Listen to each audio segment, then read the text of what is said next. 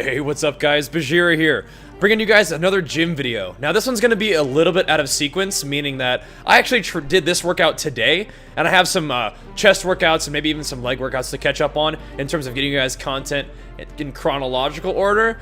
But one of the reasons why I want to share this workout with you guys is, one, I haven't done deadlifts in a very long time, and so I definitely want to show you guys some deadlifts because, you know, we want to get into them today. I've really been missing deadlifts. I took them out of my program because they were the one exercise where I felt during my diet that if I kept doing deadlifts the way I had been, it was probably the one exercise that was actually gonna get me hurt.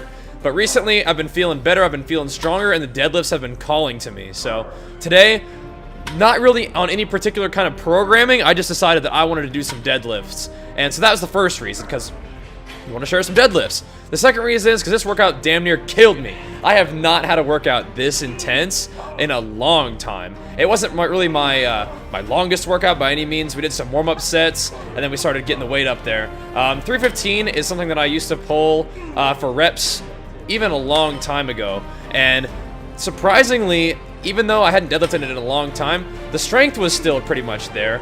And I feel like my form is always something that could use work. But I feel like my form was better than probably it had ever been before. These deadlifts felt better than any deadlifts that I have ever done before. And I feel like probably because we didn't go crazy heavy with it, we were just trying to get some good volume sets for form. But I had a ton of fun deadlifting. I was also training with two other guys that I see at the gym fairly often. We were all doing deadlifts that day, so it was a lot of fun to actually have people to train with. Usually I train on my own. You know, sometimes I'll have a buddy, you know, to come spot me when I'm doing my heavier weights, but it's rare that I actually have somebody hang in for a full workout with me. Although I did a chest day with my buddy Adam that I need to share with you guys soon too. But especially with a big sort of power movement like deadlift, it is fun to have other people there to push you. And as you'll see at the end of the video, we do a pretty insane burnout, what I referred to as the berserker set, which is probably what made me feel like the most just painfully fatigued that anything has made me feel ever, perhaps. Even in my, like, running days where I used to do, you know, train for the mile and track, you'd run 400s with sub 70 pace with a minute rest. It was pretty insane, but this was a lot of fun. That's why I felt like I had to go KAIO-KEN times 3 in this video. Maybe not quite KAIO-KEN times 4, but steadily increasing my power level, trying to go Super Saiyan. So, like I said, 315 isn't the heaviest weight around, but one of the things that I've been doing recently is I've been sort of subconsciously shifting my mindset from just pure bodybuilding and encouraging myself to try to get my strength up a little bit, sort of explore more power movements, get some of those back in the program, and allow those to anchor my training like they used to on a bulk. Because when I'm bulking, I know that I'm not going to be gaining muscle super fast. It just takes time. You can lose body fat a lot faster than you can gain muscle. So the amount of progress that you make in terms of if your goal is to just build muscle, it takes a long time, and sometimes that can be a little bit demotivating, I guess. But for me, the goal is still to build muscle, but one of the things that you can set your sights on, especially in a bulk, is gaining strength, or at least just getting better, right? So not only do I want to increase my max, but maybe today I was deadlifting 315 for 10 for reps. Maybe, you know, next time I go to the gym I want to do it for 11, or I want to go at it for 12, or I want to improve my 5 rep max. Some way or another, I want to be getting stronger in the gym. And speaking of getting stronger, sumo deadlifting is something I haven't really done a whole lot of in the past. But since I have been sort of subconsciously or consciously more interested in learning about powerlifting and powerlifting movements, I figured we'd give sumo deadlifts a try. So we did a few sets just with 225, and it wasn't really super heavy, but the form is something that I definitely need to continue to work on. But I think I might even like sumo more than conventional.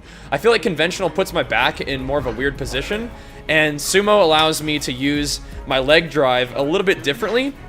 And I like that a lot. For my conventional, by the way, I think one of the things that was helping me have better form and definitely not put any pressure on my back. Usually when I do deadlifts, my lower back does hurt a little bit afterwards, or you can feel like it being sore. But this was not the case today. I felt like I was keeping my core really, really tight, and I was trying to be mindful of driving with my quads. Because even though I took out deadlifts for a while out of my program, squatting has still been a big part of it all. My legs definitely got a lot weaker over my diet prep. I feel like I kind of sacrificed my legs to get leaner, and it was okay. It's taken me a long time to get that strength back, but I've still been squatting a ton. But now that I've been squatting so much, I feel like a lot of that translates to the deadlift. And even though deadlift is a lot of, I mean, deadlifting is everything. It's your glutes, it's your hips, it's your hamstrings. But I was really trying to be mindful of engaging my quads in deadlifting today, and I think that's one of the things that protected my back. Engaging my quads, trying to almost squat the weight as much as I could, while, you know, keeping my back tight, but more than anything, keeping my core tight, taking big, deep breaths, and pulling all that air as low into my stomach as I possibly can. I've been watching a lot of a YouTube channel called Super Training. Now, a lot of you guys who are into the gym and the fitness videos on YouTube probably know Super Training. It's Mark Bell, and of course, Silent Mike as well.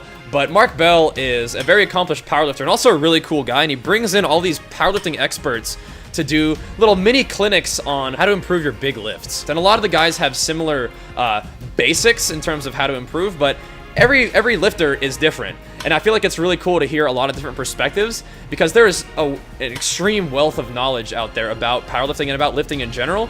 And even when someone is an extremely accomplished expert, it's hard for them to get every little point about how to get better at lifting out in, you know, like a 20-minute video. But having tons of different experts on to share their insights, whatever they may be, ends up making a big difference. And I feel like that's been helping me out a fair amount, especially as I'm transitioning toward trying to build strength, trying to get stronger, while of course building muscle. But I mean, obviously, if I'm training my ass off and, you know, dealing with higher weights, that's definitely going to increase my strength. I'm not sure if I'm ever going to convert fully into powerlifting, but I think that is one of the things that is on my mind as I move forward. So this is me doing sumo for 315 as sumo, which is, I felt like with my sumo deadlifting, obviously this is the first time I've actually ever sumo deadlifted anything very, like, you know, moderately heavy, but it felt really good. I feel like it's more like one motion, and I like it. I like the way that the pressure is on my legs, and I like the fact that I can use my leg drive to get it up there, but it's also, you know, a smooth movement with your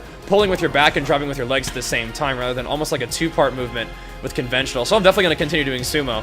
Now this is the set that I feel damn near killed me. We were going for burnout sets, and the guy before me went for 25. And this guy, he's younger than me, but he's an absolute freaking monster. I'm really encouraging him to do a physique competition, so he's dieting down for it.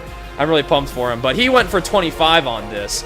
And even though I think he's a stronger deadlifter than me right now, I really wanted to see exactly what I could do. So at this point, I feel like my reps are going to be a little bit shaky. The bar even gets uneven at some points. I'm making all kinds of weird noises.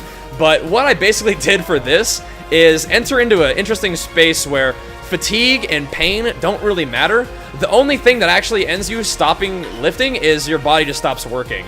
And that was pretty fun. So definitely going to be touch and go. We were just trying to go for as many reps as we could. I wasn't going as deep with my, you know, with my squat in terms of getting into the deadlifting position, but I was just trying to crank this as much as I could. My grip started failing just a little bit, so we had to re-wrap and get a few more reps in.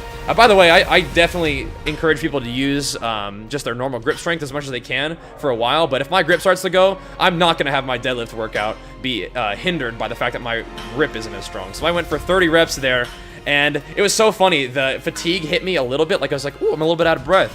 After I finished that set, holy moly, it was just like waves of lactic acid going through my whole body. And I've never puked after a workout, but I could see why people might throw up after a workout like that. I had to just call it a day after that one. That was about an hour and a half of deadlifting, so, you know, it wasn't so bad. But deadlifts, man, I'm so glad that they felt that good this day, and I'm definitely really excited to keep them back in my program. And obviously, I'll keep you guys along in the process. So I'm calling that a KAIO-KEN ×3 workout. That is going to be the end of this video. Thank you guys so much for watching. I hope you enjoyed it, and I'll see you guys next time. Peace!